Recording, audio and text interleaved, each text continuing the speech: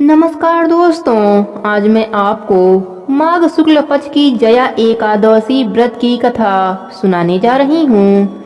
प्रेम से बोलिए विष्णु भगवान की जय हो। पांडु नंदन भगवान श्री कृष्ण से हाथ जोड़कर नम्रता पूर्वक बोले, हे नाथ, अब आप कृपा कर मुझसे माघ शुक्ल एकादशी का वर्णन कीजिए और उस व्रत के करने से क्या पुण्य फल होता है। भगवान श्री कृष्ण ने कहा, राजन, इस एकादशी का नाम जया है और यह अक्षय फल को देने वाली है।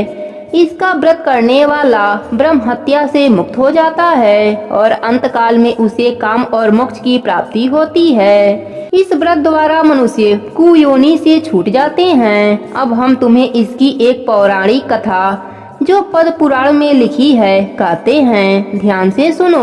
एक समय की कथा है कि देवराज इंद्र अपनी नगरी में अत्यंत ऐश्वर्य पूर्वक राज कर रहे थे। वहाँ के देवता सोमपान के प्रताप से हिष्ट पुष्ट एवं सौंदर्य की खान बन रहे थे। अप्सराओं से युक्त पारिजात पुष्प से सुशोभित नंदन कांडन में क्रीड़ा कर रहे थे। महाराज इंद्र ऐश्वर्य से परिपूर्ण अप्सराओं और गंधर्वों के साथ नाच और गान में उन्मत्त हो रहे थे। गंधर्व गान कर रहे थे, अप्सराएं नाच रही थीं। गंधर्वों में अत्यंत विख्यात पुष्पनंद, उनके पुत्र चित्रसेन की स्त्री मालिनी का पुत्र माल्यवान जो अत्यंत सुंदर और रूपवान था, इत्यादि इत्यादि भी उपस्थित थे। माल्यवान के अत्यंत सुंदर स्वरूप का अवलोकन कर पुष्पवती नामक एक अत्यंत रूपवती गंधर्व कन्या कामदेव की पीड़ा से व्यतीत हो उठी और अपने सुंदर स्वरूप और हाव भाव एवं दिव्य कटाक्षों से माल्यवान के हृदय को व्यतीत एवं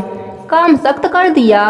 पुष्पवती की सुंदरता निसंदेह ही विलक्षण थी, जिसके बाहुपाश निसंदेह ही कामवास को भी लज्जित कर रहे थे। मुख चंद्रमा के समान प्रकाशमान, नेत्र बड़े बड़े और कान तक फैले हुए थे। कानों के कुंडल अनुपम शोभा का प्रदर्शन कर रहे थे। उसकी ग्रीवा एवं उसमें सटे हुए दिव्य कंठार आदि अपनी अनुपम शोभा का चमत्कार दिखा रहे थे तथा ऊंचे ऊंचे सुंदर उलोज स्वर्ण कलशों को लज्जित कर रहे थे। उधर अत्यंत ही सूक्ष्म तथा कटि प्रदेश मुक्तिमेय था। नितंब ऊंचे बीवड़ सुंदर जंग अस्था एवं लाल कमलों को लज्जित करने वाले चरण इत्यादि माल्यवान के नेत्रों में चकाचौंध पैदा कर रहे थे। यह दोनों ही प्रेमी एक दूसरे पर अत्यंत ही अनुरक्त हो रहे थे, तथापि भयवश इंद्र को प्रसन्न करने के लिए बाध्य थे। अस्तु अन्य गंधर्वों और अप्सराओं के साथ मिलकर कार्य आरंभ किया, परंतु काम के वशीभूत होने के कारण इनका नित्य एवं गान सम्यक नहीं उतर रहा था। इनकी चेष्टाएं एवं भाव भंगिमा में चतुर देवराज इंद्र पर इनका अनुराग तत्काल ही प्रकट हो गया। इंद्र ने इसको अपना अपमान समझा और उन पर क्रोध प्रकट करते हुए उन्हें दारुण श्राप दे डाला। इंद्र ने कहा, अय मेरी आज्ञा को भंग करने वाले पापात्मा मूर्खों, तुम दोनों ही पिशाच हो जाओ और मृत्युलोक में जाकर अपनी अपनी करनी का फल भोग करो। श्राप सुनकर दोनों ही दुखी हुए, परंतु अब क्या हो सकता था। दोनों ही हिमालय पर पिशाच हो अपना काल यापन करने लगे। इस दुख में पड़कर वे लोग अत्यंत ही व्याकुल और चिंतित हो उठे। उन्हें क्षण मात्र को भी निद्रा नहीं आती थी। शीत और उष्ण के प्रभाव में पड़कर वे नाना प्रकार के कष्टों को भी भोगते और अपने अपने भाग्य को कोस रहे थे। इस प्रकार अनेकों चिंताओं से व्याकुल हो वे अपने इस भयंकर जीवन से ऊब गए।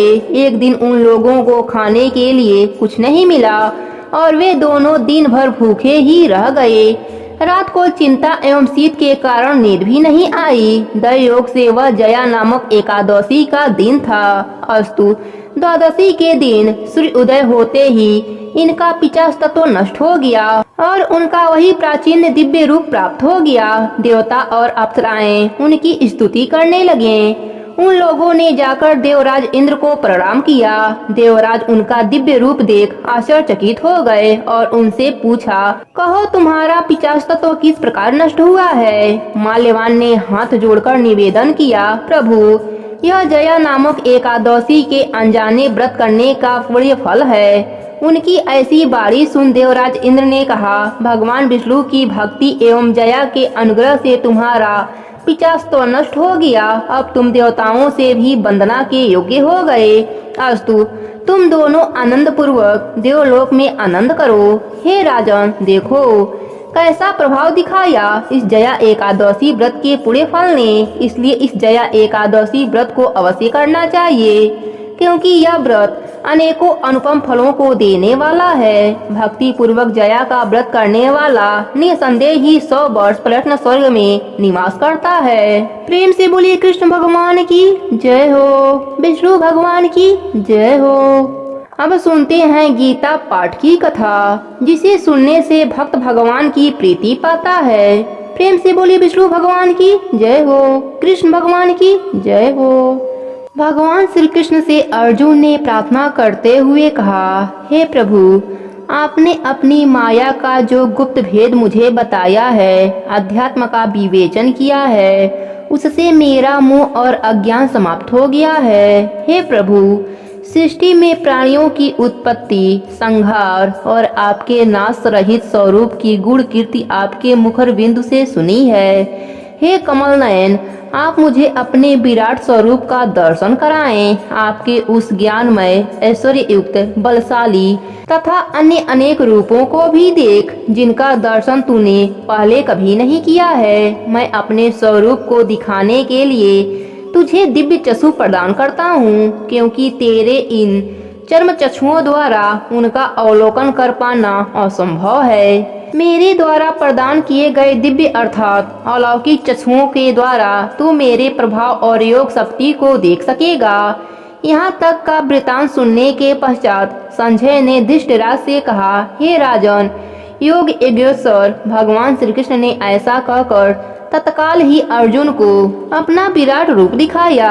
अनेक मुख और नेत्रों से युक्त तथा अद्भुत दर्शनों वाले बहुत से दिव्य आभूषणों से अलंकृत, दिव्य शस्त्रों को हाथ में उठाए हुए, दिव्य माला और वस्त्रों को धारण किए हुए, दिव्य गंध का अनुलेपन किए हुए एवं सभी प्रकार के आश्चर्यों से युक्त सीमा रहित उस विराट रूप को सब्यसाची अर्जुन ने देखा। हे राजन, आकाश में 1000 सूर्यों के एक साथ उदय होने से जो प्रकाश उत्पन्न होगा, वह भी उस विश्वरूप परमात्मा के प्रकाश के समान नहीं हो सकेगा।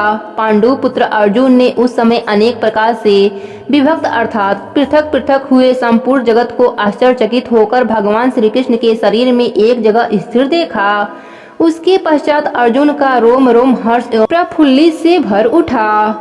वह उस विश्वरूप परमात्मा को श्रद्धा भक्ति सहित नत होकर हाथ जोड़कर बोला, हे परमेश्वर, आपके शरीर में संपूर्ण देवों तथा अनेक भूतों के समुदायों को और कमल के आसन पर विराजमान ब्रह्मा को एवं महादेव को, संपूर्ण ऋषियों को तथा दिव्य सर्पों को देख रहा हूँ। हे जगत के पालन करता, आपके अनेक हाथ, पैर, मुख और नेत्र सभी ओर से अन्य रूप वाले हैं। आपका न तो अंत दिखाई दे रहा है, न मध्य और न ही आदि। हे परमात्मा, आपको मैं मुकुट युक्त, गदा युक्त और चक्र युक्त देख रहा हूँ। आप सभी ओर से प्रकाशमान, तेजपुंज, प्रज्वलित अग्नि, सूर्य के सदृश, ज्योतिर्युक्त, अति गहन तथा अप्रेम स्वरूप हैं। इसलिए हे भगवान, आप ही जानने योग्य परम अक्षर अर्थात पर ब्रह्मा परमात्मा हैं।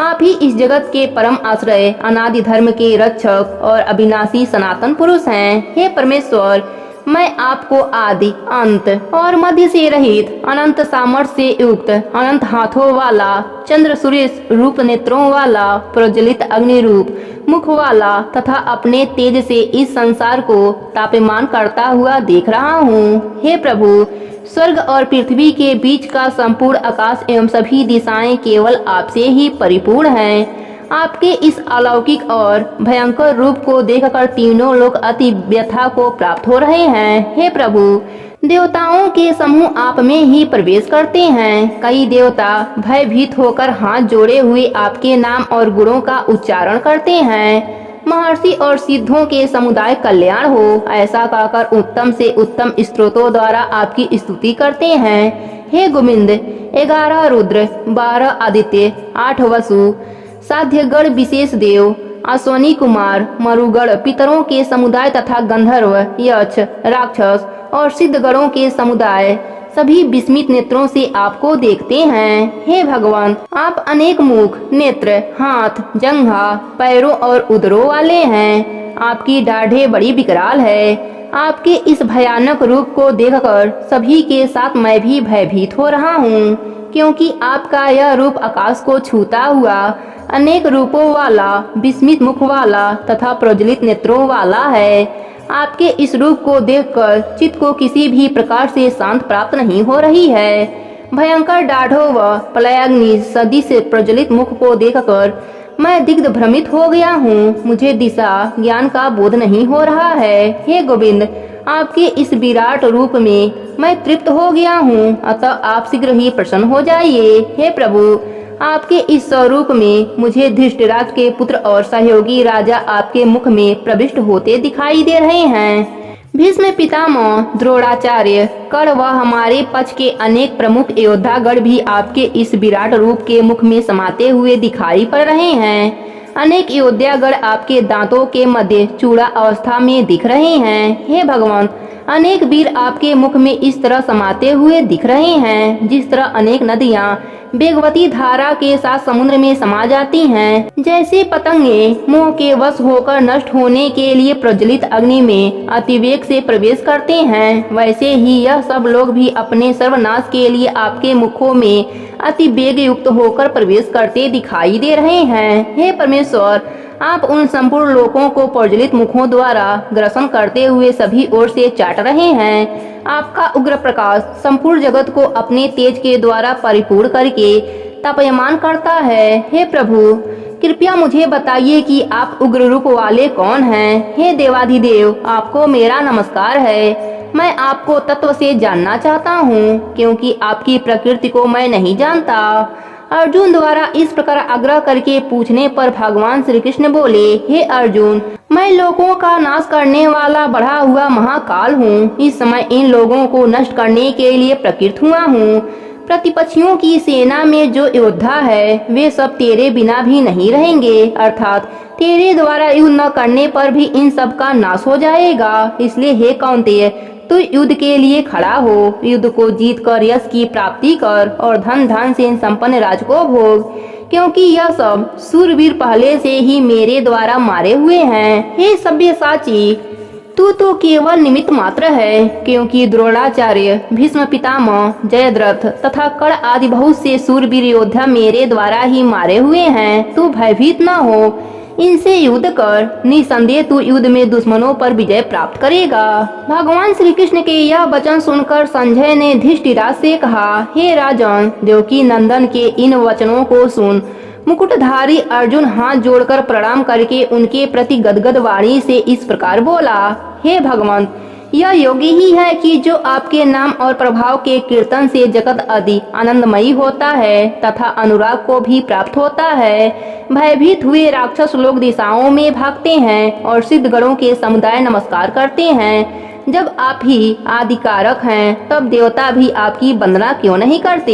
हे परम प्रभु, सत्य असत्य और इन दोनों में भी पृथक जो सच्चिदानंदन ब्रह्म है, वह आप ही हैं तो कहलाने योग्य है। हे जगदीश्वर, आप ही आदिदेव, सदा विद्यमान रहने वाले सनातन पुरुष हैं। आप ही सृष्टि के अंतिम आश्रय, सृष्टि के भेद जानने वाले चिंतनीय और परम पद स्वरूप हैं। हे अंतर्यामी, यह सृष्टि आप ही से पूजित है। आप ही यम, वायु, वरुण, अग्नि, चंद्रमा एवं प्रजापिता ब्रह्मा को उत्पन्न करने वाले हैं। हे दीनानाथ, आपको बारंबार नमस्कार है, नमस्कार है। हे अनंत शक्ति से संपन्न स्वामी, आपको सभी ओर से नमस्कार है, क्योंकि आप ही सर्वत्र हैं। हे भगवान, अब तक मैं आपकी महिमा से अनभिज्ञ था, मित्रता भाव में। हे सखा, हे कृष्ण, हे यादव के जो संबोधन मैंने हठात आपको दिए हैं तथा विहार, सैया, आसन, भोजन आदि में अनेकों अथवा सखाओं के सामने आप मेरे द्वारा परिहास रूप में अपमानित किए गए हैं, उन सब अपराधों के लिए मैं आपसे क्षमा मांगता हूँ। हे देवाधिदेव, आप इस चराचर जगत के पिता और गुरु से भी बड़े गुरु एवं अति पूजनीय हैं। हे प्रभु, मैं अपने शरीर को अच्छी प्रकार आपके चरणों में रखकर और प्रणाम करके आप ईश्वर को प्रसन्न करने के लिए प्रार्थना करता हूँ। हे परमेश्वर, पिता जैसे पुत्र के, सखा जैसे सखा के और पति जैसे अपनी प्रिय स्त्री के अपराधों को क्षमा कर देता है, वैसे ही आप मेरे भी अपराध क्षमा कर दें। हे गोविंद, मैंने आपका ऐसा विश्व रूप पहले कभी नहीं देखा था, इसलिए मुझे आश्चर्य हो रहा है। आपके इस रूप का दर्शन करके मन तो पुलकित हो उठा है, लेकिन मैं भयभीत हो रहा हूँ। अतः हे पुरुषोत्तम, आप प्रसन्न होकर मुझे अपने चतुर्भुज रूप का दर्शन कराएं। हे जगतपति, अब आप प्रसन्न हो जाइए। हे देवेश, मैं वैसे ही आपको मुकुट धारण किए हुए तथा गदा और चक्र हाथ में लिए हुए देखना चाहता हूँ। इसलिए हे सर्वत्र बाहो, आप मात्र एक बार अपने चतुर्भुज रूप का दर्शन देकर मुझे कृत करें। मैं आपसे करमबद्ध प्रार्थना करता हूँ। इस पर भगवान श्री कृष्ण बोले, हे अर्जुन, मेरे जिस विराट रूप का तूने दर्शन किया है वह देवताओं को भी सहज सुलभ नहीं है। मेरे इस रूप का दर्शन पाने के लिए बड़े बड़े ऋषि मुनि एवं घोर तपस्वी भी अभिलाषी रहते हैं, लेकिन मैंने उन्हें कभी अपने इस रूप का दर्शन नहीं कराया। तू मेरा परम प्रिय है, अतः मैंने तुझे इस रूप के दर्शन कराए। हे कुंती पुत्र अर्जुन, सृष्टि में जो प्राणी जप तप यज्ञ कर्म एवं दान आदि करते हैं, उन्हें भी इस रूप का दर्शन दुर्लभ है। इस विशाल रूप को देखकर तू विग्र न हो, अपने अंदर उत्पन्न भय को दूर कर। अब मैं तुझे अपने चतुर्भुज रूप का दर्शन कराता हूँ। रणभूमि पर अपनी दिव्य दृष्टि गड़ाए बैठा संजय धृष्टिराज से बोला, हे राजन, भगवान श्री कृष्ण अब अर्जुन को अपने चतुर्भुज रूप का दर्शन करा रहे हैं। श्री कृष्ण का वह चतुर्भुज रूप परम सौम्य है। चारों हाथों में क्रमशः शंख चक्र गदा पद्म व शीश पर किरीट विराजमान है। उनके अंग पर पीताम्बरी है तथा अंग कांति श्यामल है। हे राजन, भगवान श्री कृष्ण के रूप का दर्शन करते हुए अर्जुन बोला कि हे भगवान, आपके इस परम सौम्य रूप का दर्शन करके मुझे अपूर्व शांति की प्राप्ति हुई है। अर्जुन के इन वचनों को सुनकर भगवान श्री कृष्ण बोले, हे अर्जुन, मेरा यह चतुर्भुज रूप भी देवताओं के लिए दुर्लभ है। देवता तथा ऋषिगण भी मेरे इस रूप का दर्शन करने के लिए तरसते हैं। मेरे इस रूप का दर्शन जप तप विद्या अध्याय दान तथा यज्ञ आदि कर्म करने से भी नहीं होता। हे धनंजय, मेरे इस रूप का दर्शन वही कर पाता है जो मुझे तत्व रूप से जान जाता है तथा एकांत भाव से मेरी भक्ति करते हुए मुझ में ही लीन रहता है। हे अर्जुन, जो प्राणी जप तप यज्ञ दान आदि कोई भी कर्म करता है वह मुझे ही समर्पित कर देता है। जो मेरे प्रति समर्पण की भावना रखता है, मेरे ही नाम गुण तत्व आदि का श्रवण करता है, ध्यान व आसक्ति रहित भाव से नित्य निरंतर मेरा ही होकर रहता है, सांसारिक वस्तुओं की मोह माया से दूर रहता है और जो किसी के साथ द्वेष भाव नहीं रखता, ऐसा ही भक्त मुझे प्राप्त होता है। प्रेम से बोलिए विष्णु भगवान की जय हो, कृष्ण भगवान की जय हो, लक्ष्मी माता की जय हो।